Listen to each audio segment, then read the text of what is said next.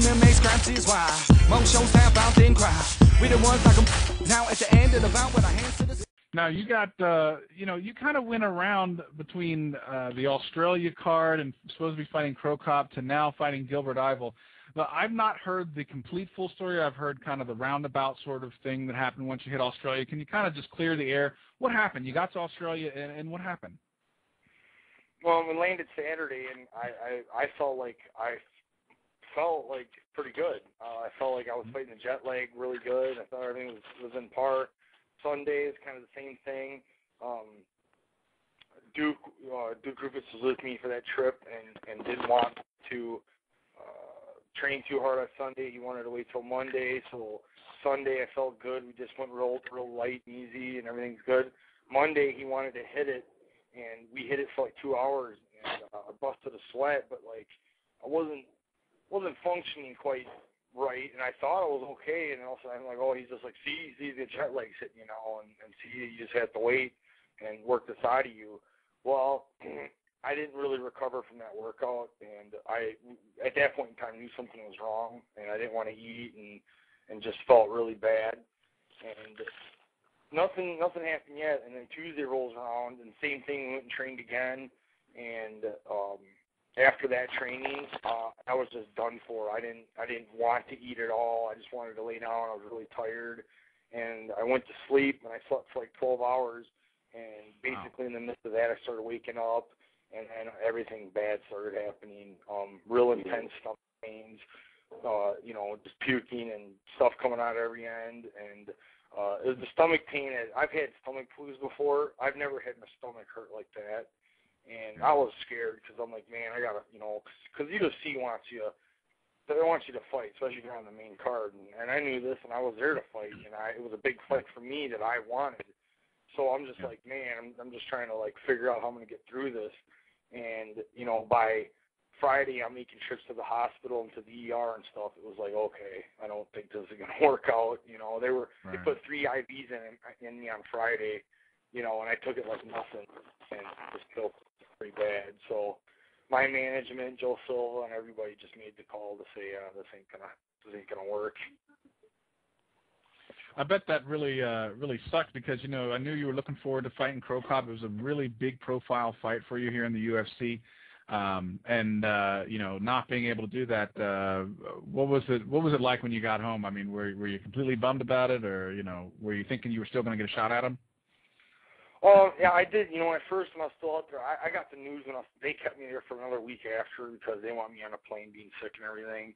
I got the news already by then, and I was a couple different things was going through my head. You know what I mean? Like, yep. You don't know how they're going to take it. They might say, oh, this is, you put you on the main card and you can't man up and fight. Like, you don't know. You don't know if they're going to treat you that way. Luckily, everybody was really cool to me, and they knew my situation was bad. And, all of a sudden I hear I'm getting put back on a card again. So that made me happy, and I was thinking it was going to be Cro Cop. Then all of a sudden get the news is, you're going to fight Gilbert Yvel instead. And I really didn't even care. I just want to fight, and, I understand whatever was to happen. It's just the way it is, and to be put back on the card with Gilbert Yvel was good. But I just found out we're getting put on the main card now, so that's even better. Yeah. So everything works out. It's going to be a good fight. I'm fighting. To me, in my mind, it could be more of a challenge. It just depends on how I deal with the fight. Because I think Gilbert's a real explosive type of fighter. Well, Cro Cop I think is more. I don't want to say one-dimensional, but it's kind of like he does what he does, and he doesn't seem to have the spunk that he had prior. You know what I mean? Right. So, for me, I think it's gonna be a good challenge. I think they're kind of like they're alike in a lot of ways, and then they're different. I mean, I see strengths and weaknesses in both. Either fight, I'm fine with. I feel good about. So, basically, go out and put on a show at this point in time. Gerald, you got a question for Big Ben? Nah, I just wanted to tell him, we fought on teams once with the Silverbacks. We did. I don't know if you remember that. Huh? You did, man. You came in and you filled in for us in a really tough fight. Man, I trained in my garage for that fight. People don't know that. I didn't know who Benji Raddick was. They was like, yeah, you got to fight Benji Raddick. I was like, yeah, whatever. Okay, I'll go. But me and L.C. Davis was tight boys, you know? But, yeah, L.C., I think you know, is a good friend of mine, too, man. I love that kid. Now, was that the year y'all won the whole thing or what? No, that was I'm trying to remember which time. Was it the year after? Was that in the summer or was that in the... It was in August. I remember. Yeah, it was we in the smashed summer. that fight. Yeah, we won the semifinals that round, and then we went on to the Pit Bulls, and then the Pit Bulls won magically. I don't know how that happened. Yeah, I don't know how either. Oh, well. Couldn't be, yeah, man, that was my introduction to Big Ben, man. That dude was a monster in that ring. That was crazy. Yeah, I had a good night that night. That was Christoph. I got the fastest knockout. Oh, that was bad. Now, Ben, there's a question in the chat room, and I have a couple more questions for you. A question from the chat room they're both name recognized fighters. I mean, Gilbert Yvel and Cro Cop. But were you kind of disappointed at all from not fighting Cro Cop to Gilbert? I know you kind of answered that, but very specifically, are you disappointed to not fight Cro Cop, or is it just as exciting to fight Gilbert?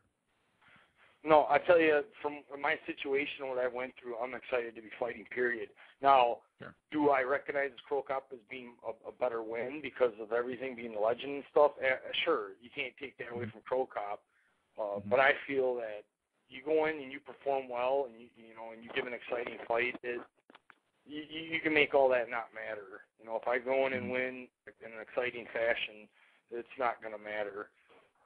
And that's the way I have to take it because that's the position I'm in at this point. A win over Cro Cop, though, that gives you a lot of extra hype because it's Cro Cop, you know. So right. It is what it is. You know, I just deal with things and by just taking every situation the best way I can, making it positive as I can out of it. Absolutely. Well, this is still a big fight for you, man. You're fighting up in Vancouver, not very far from here, along with a couple other people from AMC. So I'm definitely excited for that. Hopefully, I'll get to see you live. If you get the victory out of this, do you have any kind of aspirations as to what path you want to take up the heavyweight ranks? I mean, they threw you right into the grinder with, Kane. Do you have any type of battle plan to try to get yourself to the top, or are you just taking whatever they throw at you? I think the best approach is just I'll fight anybody. I mean, literally, I'll fight anybody. I don't care. And every fight's going to be tough. It's the UFC. They just recently cut Kimbo because even though they liked him and people that pay to watch him, they say, yeah, he's not UFC caliber. He don't have the skills, and that's that. So it's basically the UFC is weeding out garbage and making every fight competitive. So it really doesn't matter. There's so many guys that'll be tough fights in one way or another that I'm just open to fight, anybody and everybody.